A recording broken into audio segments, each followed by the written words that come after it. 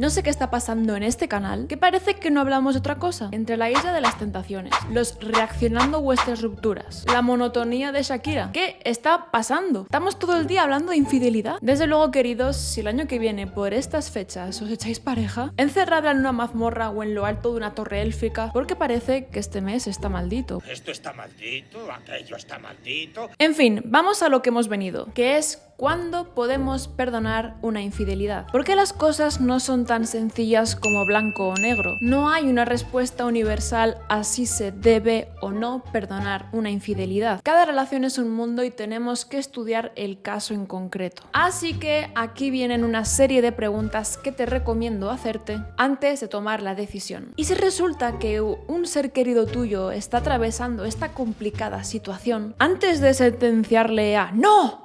Jamás puedes perdonar una infidelidad, no caigas tan bajo. Procura reflexionar en conjunto sobre las siguientes cuestiones. Dentro vídeo. Lo primero de todo, ¿cómo ha sido esa infidelidad? No es lo mismo enterarte de que tu novio lleva viéndose con alguien 5 meses, que te confiese que la noche anterior estaba muy borracho y cometió un error, que resulte que desde que comenzasteis te va poniendo los cuernos de manera sistemática con diferentes personas, formatos y modalidades. Tenemos siempre que contextualizar las cosas. Ir borracho no es una excusa, ni mucho menos. Pero en los otros dos casos, que haya un componente de planificación, de conciencia, de repetición, de tiempo para reflexión y toma de decisiones, ya nos informa de que la persona corre cierto peligro de volver a serte infiel. Y de ahí nos vamos a la segunda cuestión. ¿Cómo y cuándo te has enterado de esa infidelidad? ¿Y cómo se ha comportado tu pareja durante ese tiempo? Que la persona que ha sido infiel sea capaz de guardarlo, de esconderlo, que su remordimiento no le haya empujado a confesártelo, sino que te has enterado por otras vías, pues agrava bastante la situación. Porque que alguien sea capaz de lidiar con esa culpabilidad e incluso de no sentirla, de comportarse contigo como si nada hubiera pasado, nos indica que tiene muy baja conciencia social y que tiene más facilidad que otras personas para transgredir las normas y el respeto hacia los demás. Además de mucha frialdad y quizás algunos rasgos un poquito oscuros. Sin embargo, los perfiles que después de cometer la traición se ven profundamente afectados, que se les nota que algo pasa, que sufren ansiedad, que caen en depresión, que no son capaces de fingir. Son personas más prosociales, con mayor conciencia, más sentido de la culpa. Desde luego que alguien se arrepienta y confiese no es motivo para perdonarle, pero al menos nos puede dar cierta predictibilidad de que si vuelve a cometerlo te enterarás. Y cierta probabilidad de que si es alguien que lo pasa tan mal cuando actúa mal, esa misma persona evitará a toda costa volver a hacerlo. La culpa y el remordimiento nos previene de volver a actuar mal, porque hemos aprendido que eso es malo para nosotros mismos. Por eso las personas con psicopatía siguen actuando mal, porque no sufren esas secuelas psicológicas de malestar. Debemos tener en cuenta aquí todas las variables. ¿Ha pasado un día desde que sucedió y te lo ha dicho? ¿O han pasado 8 meses? ¿Te lo ha dicho realmente porque se sentía mal o porque quizás alguien le estaba chantajeando? ¿Ha actuado con normalidad desde entonces o tú notabas que algo estaba pasando y estaba muy raro contigo? Esto nos lleva a la tercera clave, la personalidad. Hay personas que son más transparentes que otras, que se les nota todo en la cara y no son capaces de fingir. En mi caso, por ejemplo, se me nota todo demasiado. Hasta cuando creo que yo estoy perfectamente disimulando, luego alguien me decía, buf, tenías una cara. Y hay personas a las que se les podría dar un Oscar en la capacidad de ocultar sus emociones. Evidente, cada persona es como es, y porque alguien sea más hermético no debemos desconfiar sistemáticamente. Pero es cierto que llegado el escenario de que alguien te ha sido infiel, hay determinados rasgos que seguramente compliquen tu capacidad de perdonar y de volver a confiar. Por ejemplo, saber que tu pareja sabe mentir y sabe ocultar y fingir, que no suela abrirse emocionalmente, ni comunicar, ni afrontar los problemas y las emociones negativas. Que sea alguien más bien competitivo, rencoroso y orgulloso que alguien conciliador. Que haya presencia de narcisismo, ese gustar, conquistar. La existencia de antecedentes de infidelidad en su historial previo, su estilo de apego. Si es una persona poco empática, que no suele tener en cuenta cómo van a afectar sus decisiones a otras personas. Si es alguien con una moral flexible que tiende a justificar sus malos actos y depositar la responsabilidad en otras personas.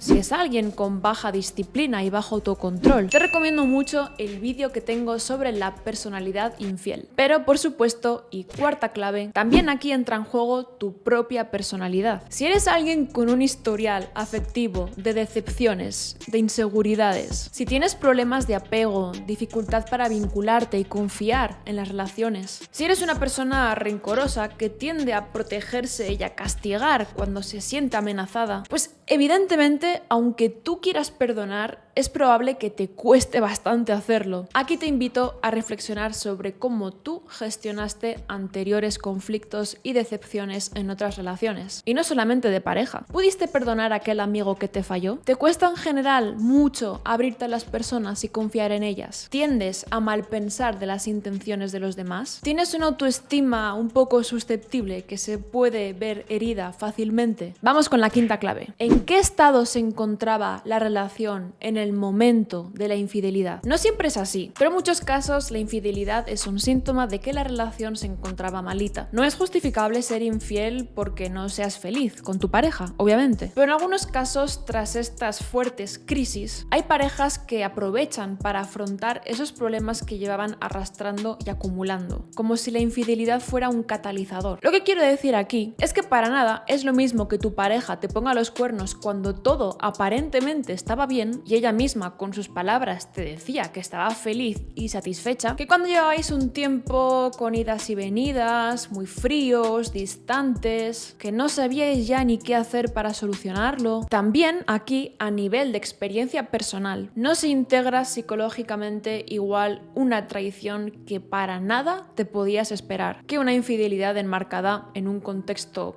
que tiene sentido. Desde luego es mucho más traumático y cuesta mucho más volver a confiar en las relaciones cuando tu pareja te es infiel de la nada. Sexta clave. ¿Qué actitud muestra? ¿Cómo se sintió en el momento de ser infiel? ¿Qué te transmite su discurso? Aunque resulte bastante incómodo y doloroso, si estamos planteándonos luchar por la relación, viene bien indagar en la experiencia subjetiva del infiel durante su transgresión. Preguntar por detalles de cómo se fue sintiendo, qué pensó antes, durante y después, analizando el discurso que presenta, cómo relata lo vivido. Así podemos obtener mucha información sobre por qué lo hizo, cómo funciona la mente de esa persona, cómo gestiona sus emociones, qué deducciones realiza, qué fortalezas y qué debilidades tiene. A nivel psicológico no es tan importante lo que hacemos, sino desde dónde lo hacemos. Y el por qué, el cómo y el para qué de una conducta nos informa mucho más de la persona que ese acto en sí. Un mismo acto en diferentes circunstancias cambia completamente. Y por último, séptima clave, ¿qué lectura ha hecho sobre lo sucedido y qué solución plantea? Arrepentirte de un error y pedir que te perdonen no es en absoluto suficiente. Si no comprendes realmente por qué has hecho algo, ese algo no va a cambiar. No se trata de castigarnos, de culparnos, de contenernos, de reprimir, de evitar, sino de aprender y comprender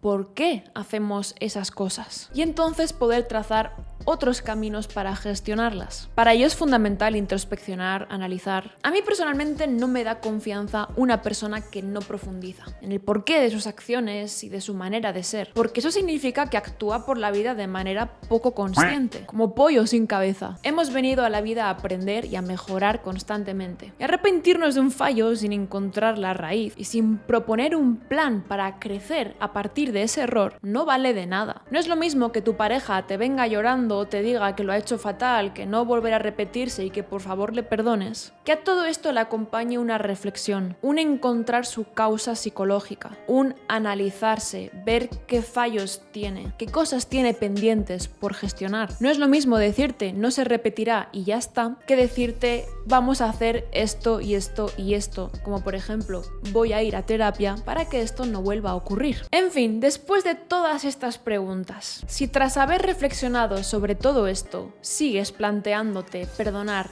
esa infidelidad, sin duda te recomiendo hacerlo junto a un profesional en terapia de pareja, porque la realidad es que la mayoría de las personas que quieren perdonar una infidelidad no lo consiguen. Solemos caer en dinámicas muy tóxicas, de rencor, de chantajes, de amenazas, de control, de desconfianza, se nos cae la autoestima, nos vienen inseguridades, reclamamos compensaciones constantemente. ¿Qué mejor que contar con un psicólogo para guiarnos en todo este proceso que no es en absoluto sencillo? Ahí tú tienes que ver si te merece la pena hacer el trabajo de perdonar esto o si, como piensa la mayoría de las personas, ¡Desterrado! Lo mejor es cortar y pasar a lo siguiente. Espero que te haya ayudado este vídeo, compártelo con quien creas que pueda servirle y nos vemos en el próximo vídeo.